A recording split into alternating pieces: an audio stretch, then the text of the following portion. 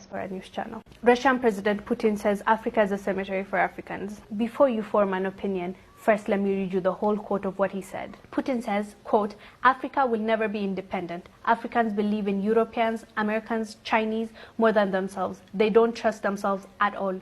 A white man will commit crime in Africa, but no action will be taken because Africa authorities view us as semi-gods. Far from the truth, a black man can be abducted in Europe, get harassed, or even killed, but no African authority will question. Africans present themselves as weak people with no hope, especially when dealing with Europeans and Americans. They are their own enemies. They hate each other, and that gives their colonial masters power to continue exploiting African resources. When an African becomes rich, his bank accounts are in Switzerland. He travels to France for medical treatment. He invests in Germany. He buys from Dubai. He consumes Chinese. He prays in Rome and Mecca. His children stay in Europe. He travels to Canada, USA, Europe for tourism. If he dies, he will be buried in his native country of Africa. Africa is just a cemetery for Africans. How could a cemetery be developed?" Putin asks.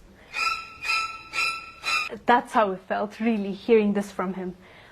But let's be honest, let's have a real conversation.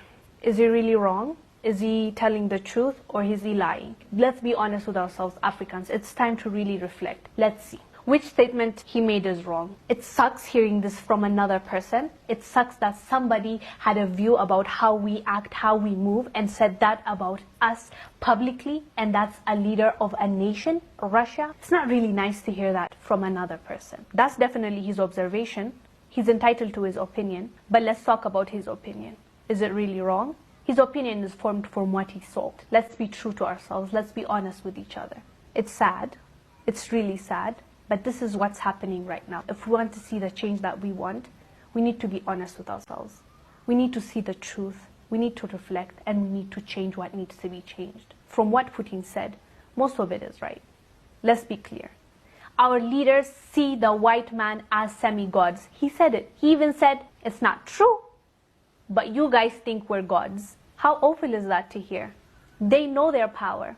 Get that. We believe that they are semi-gods. Don't get me wrong. Part of it is psychological. Part of it is because of colonialism. At the end of the day, it had an impact on the minds of the people, our ancestors. It left something, some scar. So without knowing it, psychologically, we're kind of colonized as well.